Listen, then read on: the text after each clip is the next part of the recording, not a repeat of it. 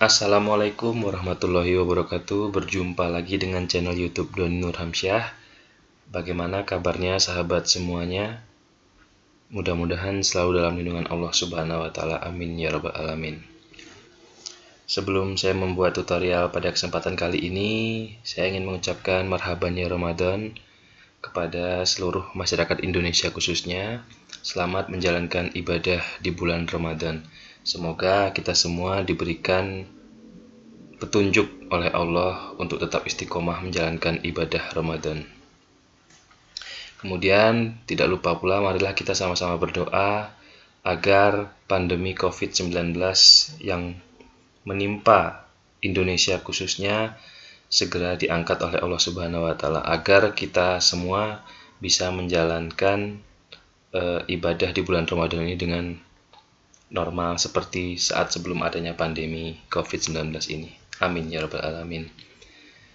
Dan juga tidak lupa kepada seluruh penonton di channel YouTube Doni Nurhamsyah, marilah kita untuk sama-sama untuk tetap menjaga kesehatan, meminimalkan untuk keluar rumah, dan kalaupun harus keluar dari rumah, marilah kita menggunakan masker agar kita terhindar dan kita tidak menjadi sumber penularan bagi orang lain. Oke, pada kesempatan kali ini kebetulan sudah lama saya tidak membuat video tutorial. Alhamdulillah pada kesempatan kali ini diberikan kesempatan untuk membuat tutorial lagi.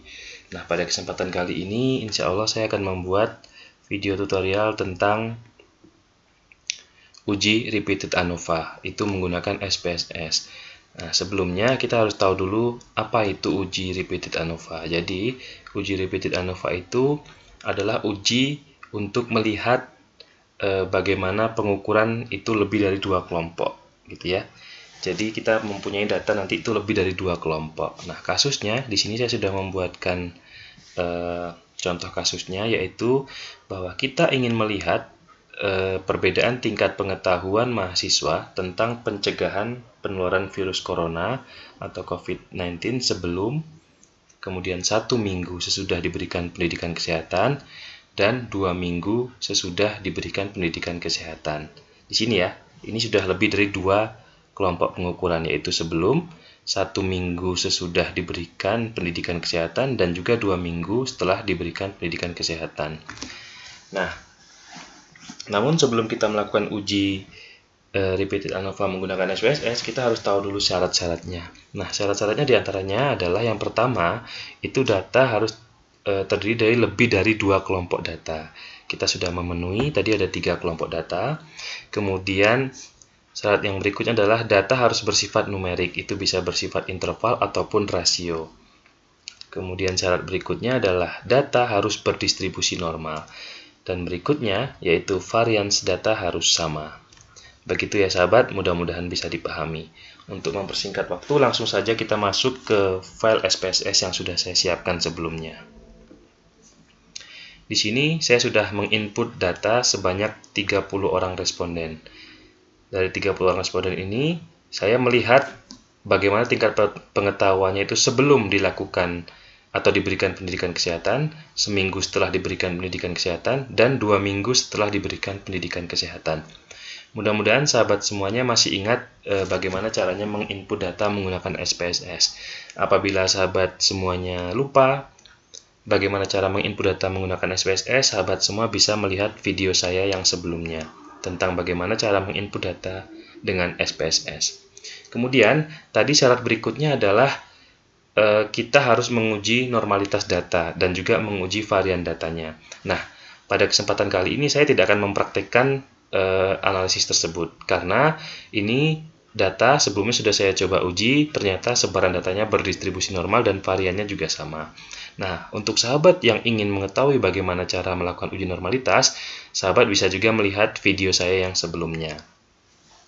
Pada kesempatan kali ini semua syarat sudah terpenuhi, maka kita langsung saja melakukan uji repeated ANOVA menggunakan SPSS. Caranya adalah, silahkan yang ingin mencatat, kita klik Analyze, kemudian kita cari General Linear Model, silahkan dicatat, kemudian kita cari Repeated Measures. Ya, Analyze, kemudian General Linear Model, kemudian repeated measures. Kita klik. Nah, tampilannya akan seperti ini. Nah, di bagian within subject factor name, itu kita ganti menjadi bebas ya sebenarnya, karena tadi kita ingin melihat itu kan terkait dengan waktu, jadi kita tuliskan saja waktu.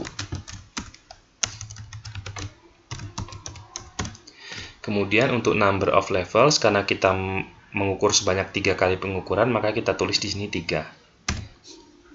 Kemudian setelah itu jangan lupa kita add. Di bagian measure names, ini silahkan diisi ataupun tidak, sama saja. Kalau mau diisi, silahkan diisi sesuai dengan variabel sahabat semuanya ya. Karena di sini tingkat pengetahuan, kita isi saja pengetahuan. Jangan lupa di add. Kemudian kita define. Nah, maka dia akan muncul kotak 2 seperti ini, seperti biasa. Namun yang membedakan, kalau di repeated ANOVA ini, dia akan memunculkan tabel seperti ini.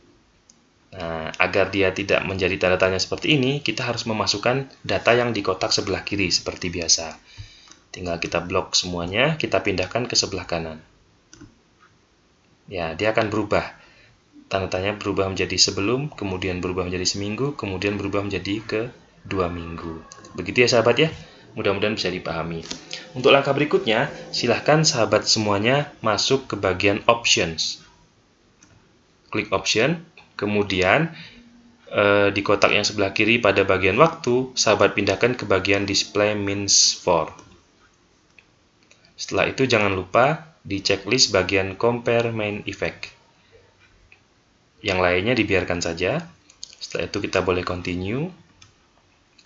Kemudian pada bagian plot, ini kita biarkan saja.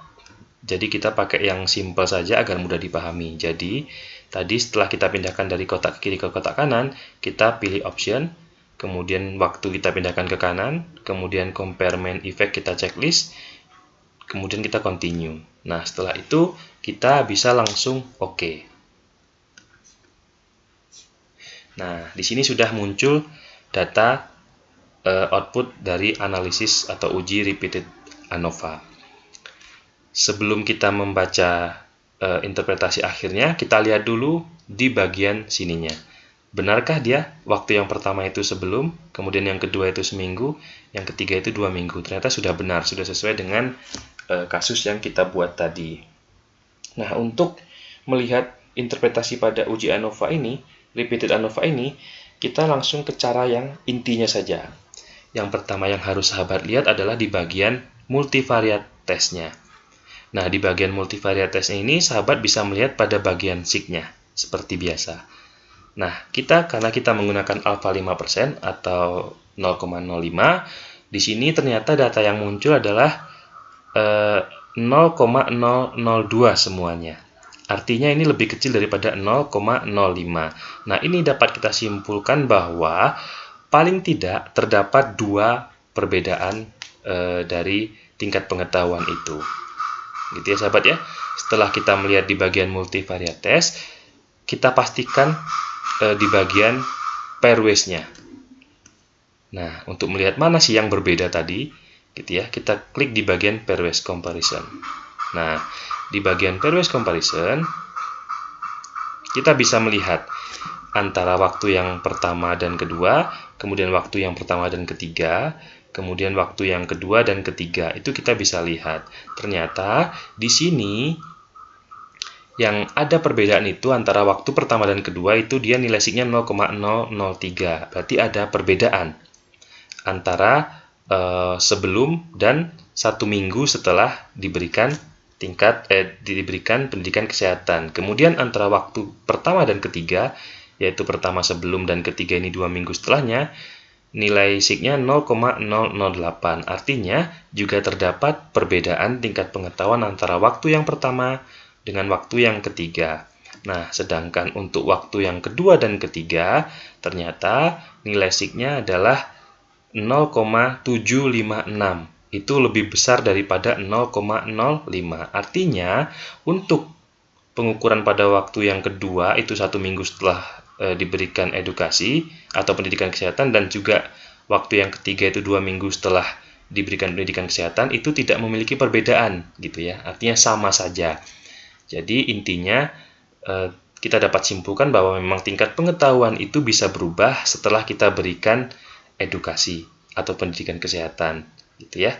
Meskipun kita ukur yang kedua dan ketiga, ternyata hasilnya di bagian yang kedua dan ketiga itu tidak sama, gitu ya, sahabat. Mudah-mudahan bisa dipahami untuk uji repeated ANOVA. Apabila sahabat semuanya masih bingung tentang uji ini, sahabat bisa menuliskan di kolom komentar pertanyaannya.